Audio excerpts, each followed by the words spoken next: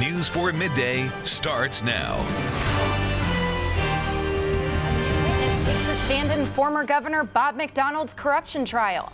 Find out the bombshell information the prosecution uncovered. And a new metro line is open for the first time in decades. We caught up with riders as they took their first trip on the Silver Line. News 4 Midday starts now. Welcome to News 4 Midday. I'm Lauren Meier. For the second time in less than a week, someone was caught bringing an illegal handgun onto the U.S. Capitol complex. I'm Lauren Meier, and I'll have that story for you coming up. I'm Lauren Meier in Northeast Washington near Catholic University, and I'll tell you what architects are using to ship in some new housing coming up. IKEA has joined other national chains in issuing a no firearms policy. Now, we did see at least 3 uniformed officers packing heat, walking in and out of the store, showing that IKEA has in fact clarified the policy with its employees. From College Park, Maryland, I'm Lauren Meier, NBC4. Jimmy Fleming has been charged of 2 counts of second-degree murder and 1 count of assault with intent to kill. From the D.C. courthouse, I'm Lauren Meier, NBC4. While it is incredibly heartbreaking that this historic landmark is no more, you can still find the cherished horses such as Ace, Miss Pete, and Hap at Cladoff Farms on Jefferson Road. A 9-year-old girl and her father have died after a summer vacation took a tragic turn. A small plane hit the family while making an emergency landing on a beach in Venice, Florida. The pilot made a public appearance after killing Army Sergeant Omi Irizarry and his daughter Oceana. She died this morning after being airlifted to a hospital with critical injuries. Pilot Carl Kokomor said he landed on a beach where the Irizarry family was to avoid a crowded beach nearby. FBI is making their move official. Today, FBI headquarters say the agency will be leaving the nation's capital. The options for its headquarters have been narrowed to 3 sites. The first is a warehouse site in Springfield, Virginia. The other 2 options are in Prince George's County, Maryland. The reason for the big move? FBI operations are rapidly growing. They are now leasing 20 properties around the city to house all of their employees. Officials want the new site to be large enough to keep all operations in one central location. Right now, the U.S. men's soccer team is getting ready for its next World Cup match. You'll have to wait until July to watch the team play. Of course, that's just days away. Here's what to expect. Belgium could be a big challenge. The country hasn't lost a game in the Cup. Not only that, the teams have played 5 times before, and Belgium won 4 of those 5 games. The teams are closely ranked. If the U.S. does not win, it would mean the end of its World Cup hopes. The World Cup, unlike most American sports, you can walk away defeated with a smile on your face. That was the case today here in DuPont as thousands of fans from both teams gathered to watch the U.S. take on Germany. Excitement filled DuPont Circle this afternoon as fans decked out in stars and stripes brought their vuvuzelas to cheer on the U.S. men's soccer team in the 16th round of the World Cup. You advance. I mean, you live to fight another day, that's fine. However, certain people had to make a serious decision of which team to root for. Like this family where mom is German-born and dad is American.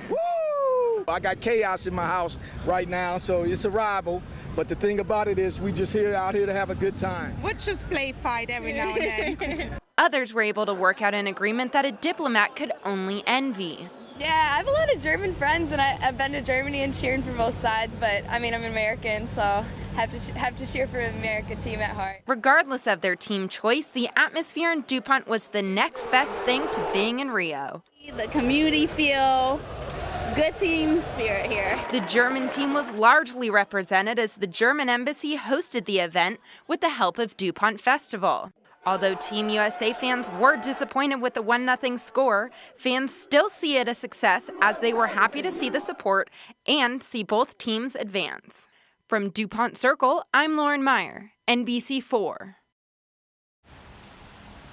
Mark Betancourt is battling more than just the sweltering heat at the old-time Twin Oaks Community Garden. Lettuce, melons, kale, there's a whole herb area over here. We got peppers of a bunch of different kinds, beans, tomatoes, cucumbers, and strawberries on the other side. 36 people have plots in the garden with 100 on the waiting list. Members pay a flat annual fee of $30 per year, which goes to tools that are shared between the participants. Some of the neighbors have been growing food for their families in the garden since the 1960s. But as the neighborhood is growing, the garden is in danger of being paved over. The district is renovating nearby Powell Elementary to address increasing enrollment. Preliminary plans involve rooting up part of the garden for teacher parking. Well, first of all, we want to be very clear that we support the school's renovation. We're 100% behind, in fact, even them having a parking lot. We think there are ways that we can keep the garden where it is and also make sure that the school has everything it needs. Brian Hanlon, who is the director of the Department of General Services, is overseeing this conflict. His goal is to make sure the community has access to good schools and healthy living. Heard the community's concerns. We actually have a community meeting tonight, and in that meeting we're going to review a series of options. Powell is going to open up in August of 15. It's going to be a beautiful, beautiful addition to the community in terms of architecture and high-performance educational space, and we believe we can have that and a beautiful urban garden scape. As you can see, this is a beautiful garden enjoyed by dozens. Tonight, both the school and members of the community will meet to discuss the fate of this plot of land. From Northwest Washington, I'm Lauren Meier, NBC4. That's right, Ariana. It happened twice in the last week. 2 people are now facing charges after attempting to carry a gun inside the U.S. Capitol complex. And this morning, a strong warning to visitors of the Capitol. First, it was a congressional staff member, and this time a lobbyist. At around 9 a.m. this morning, Ronald Prestage, a turkey farmer from South Carolina, came through this security checkpoint where he was stopped. When U.S. Capitol Police searched his briefcase, they found a loaded 9mm Ruger like the one pictured here. Prestage was immediately taken into custody and charged with carrying a gun without a license. He was on his way to the office of South Carolina Congressman Tom Rice. However, his staff was unaware of the arrest and did not have any idea as to why he would be meeting with the congressman. News 4 spoke to District of Columbia Delegate Eleanor Holmes Norton about how she thinks these events will impact the public. I don't think it'll have an effect upon our tourists. I do think it may have an effect upon people who might otherwise have tried to bring guns into the District of Columbia, because now they are told not a good idea. In just less than a week, there have been 2 incidents of people bringing illegal handguns onto the U.S. Capitol complex. Both incidents took place in the Cannon office building, where the teams of at least 85 congressional districts are housed. Last week's incident involved a staffer to a Pennsylvania congressman. He has been suspended from his job and is still awaiting a court date. He says he brought the gun to work by mistake. As gun-related incidents are increasing in the District of Columbia, Holmes Norton hopes that this occurrence will send a message. I don't think that necessarily means we ought to put anybody in jail who made a mistake, but I think this is a learning opportunity to teach the rest of the country how to behave when you come to the District of Columbia. Although he was arrested earlier this morning, Petrich will be spending the night in jail until he appears before a judge tomorrow. He faces charges of carrying a loaded weapon in the District of Columbia without a permit. From the U.S. Capitol, I'm Lauren Meier, NBC4.